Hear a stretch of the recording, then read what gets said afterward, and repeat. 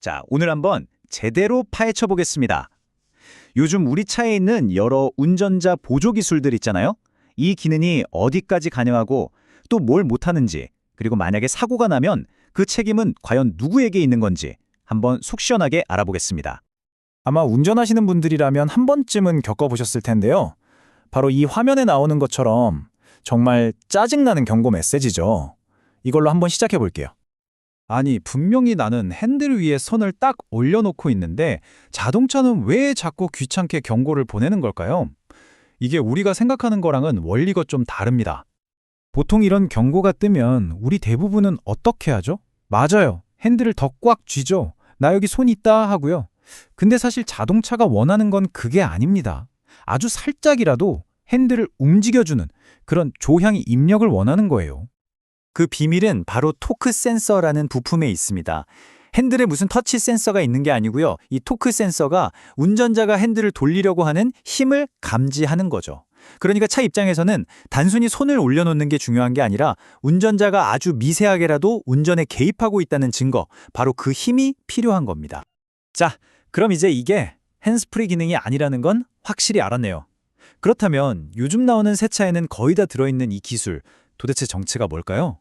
공식 명칭은 레벨 2 첨단 운전자 보조 시스템, 줄여서 ADAS라고 부릅니다. 여기서 제일 중요한 키워드는 바로 부분 자동화라는 거예요.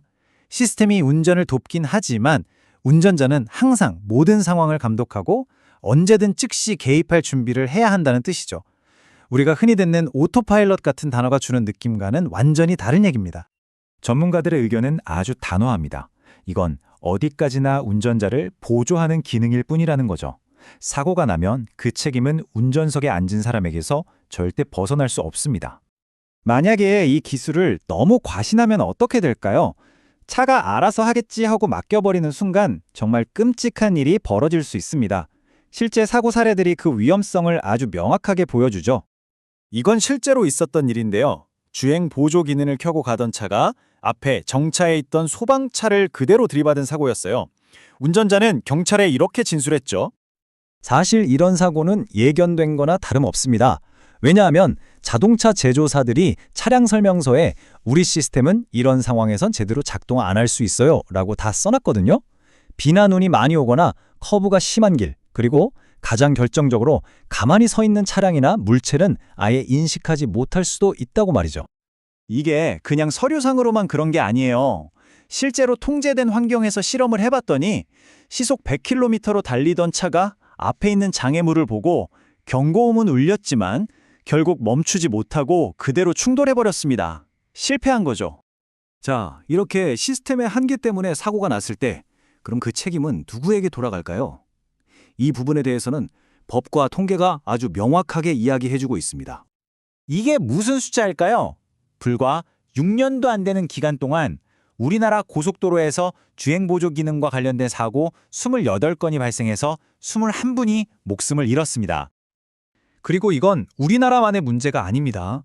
미국에서도 단 10개월 동안 이런 레벨 2 시스템 관련 사고가 거의 400건이나 접수됐어요. 그래프를 보시면 아시겠지만 특정 제조사 차량에서 사고가 좀 더 집중적으로 발생하는 경향도 보이죠. 그래서 법적으로는요, 답은 아주 간단합니다. 운전자 보조 시스템을 쓰다가 사고가 나면 거의 모든 경우에 운전대를 잡고 있던 사람에게 책임이 돌아갑니다. 그런데 말이죠, 최근 미국에서 아주 의미 있는 판결이 하나 나왔습니다. 법원이 처음으로 제조사에게도 일부 책임이 있다고 인정한 건데요. 운전자들이 이 기능을 잘못 사용할 걸 충분히 예측할 수 있었는데도 그걸 막기 위한 조치가 부족했고 또 시스템 관련 데이터를 투명하게 공개하지 않았다는 이유였습니다. 운전자 책임이 기본이지만 이제 제조사도 마냥 자유로울 수는 없다는 신호탄 같은 거죠. 자, 그럼 이 모든 걸 종합해 볼 때 우리는 이 똑똑한 기술을 어떻게 생각하고 사용해야 안전을 지킬 수 있을까요? 한번 정리해 보겠습니다. 여기 정말 흥미로운, 아니 어떻게 보면 좀 충격적인 연구 결과가 하나 있습니다. 우리를 더 안전하게 만들어 줄 것만 같았던 이 스마트 크루즈 컨트롤 기능이 오히려 사고 위험을 최대 8%나 높일 수 있다는 겁니다. 왜 그럴까요? 이유는 너무나 인간적입니다.